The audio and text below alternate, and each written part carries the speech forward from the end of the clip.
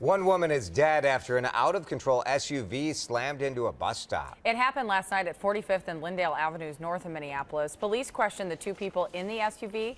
We spoke with the victim's son, who said his mother, 45-year-old Billy Weaver, ate at McDonald's and was waiting at the bus stop for him to pick her up. He never got to see her. My mom was a good person and she didn't deserve to die. And the people that ran my mom over are responsible for her death. Witnesses say the driver had been arguing with a man before getting into the SUV. She accelerated, hit a parked car, careened off a tree, and then crashed into the bus shelter. Police are continuing to investigate this. They say, though, that drugs and alcohol do not appear to be a factor. Police think there could be more victims of a former high school tennis coach who is charged with sexual misconduct. The criminal complaint says that 27-year-old Dan Hubbard Wilson had a sexual relationship with a girl that started when she was 15 years old. They met when he coached her at Visitation School in Mendota Heights. And that's where our Susan Elizabeth Littlefield is live this morning. Susan Elizabeth, why do police think there could be more victims here?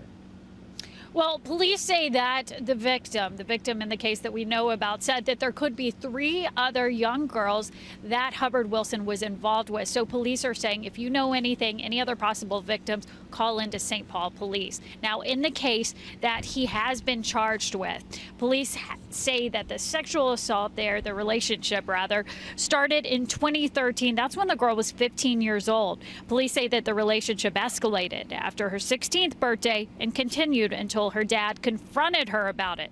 The criminal complaint shows that Hubbard Wilson pleaded with the girl's father, texting him the day before the arrest.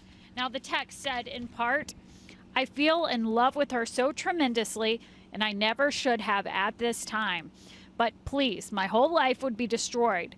Registering, probation, doing time. I feel terrible, and I desperately want a chance to reinvent myself, learning from this mistake." Christine Lucente lives next door to Hubbard Wilson.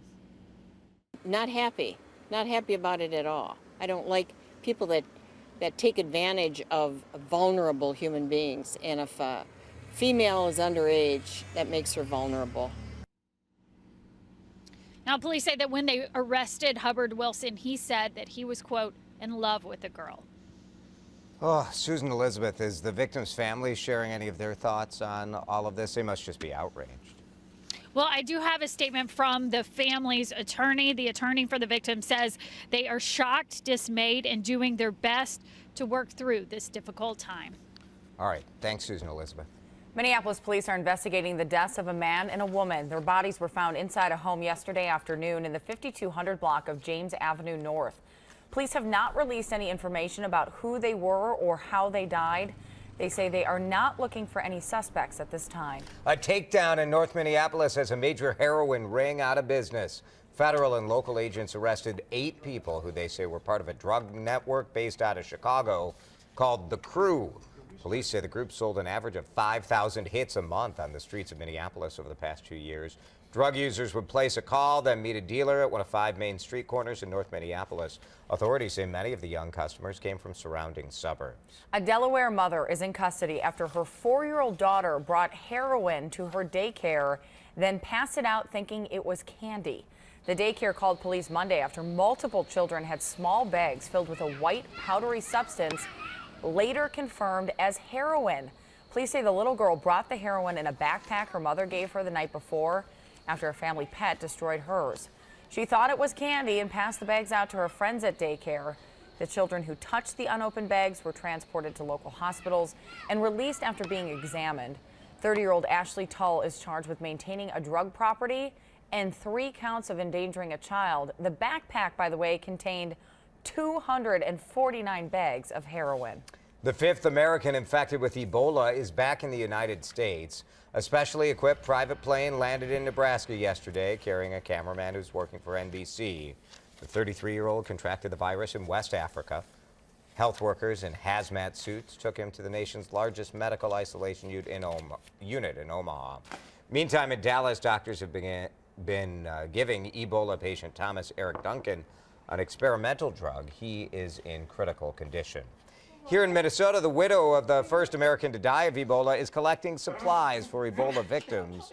DeConte Sawyer's husband, Patrick, died of Ebola last July in Liberia. Sawyer founded the Kofa Foundation to help raise money and supplies for other victims. She's also trying to educate people about the virus, and she says Liberians here are being ostracized. Told us about a doctor who didn't want to examine a friend of hers. She then said to him, "I haven't been to Liberia in the last 20 years or so, nor have I encountered anyone who just came from Liberia, so I don't have Ebola."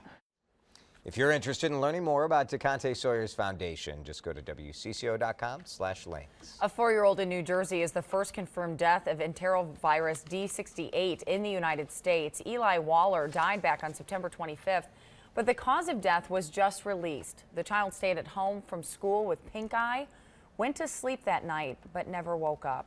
So far this year, nearly 600 people have contracted the virus in 43 states, including Minnesota. 4 other deaths are possibly linked to the infection. Today, space station astronauts will venture outside. Their spacewalk checklist includes moving a failed ammonia pump, getting a solar power system back to normal operation.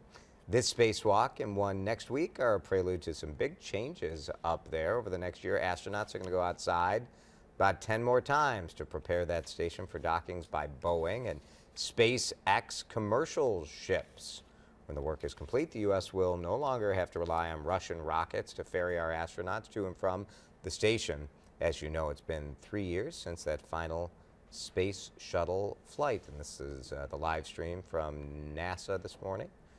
As you can see, this looks like a map with a flight plan. So we're not looking, you can see where the space station is. They're right in the center of your screen, right below Kind of below Africa. Below the tip, yeah.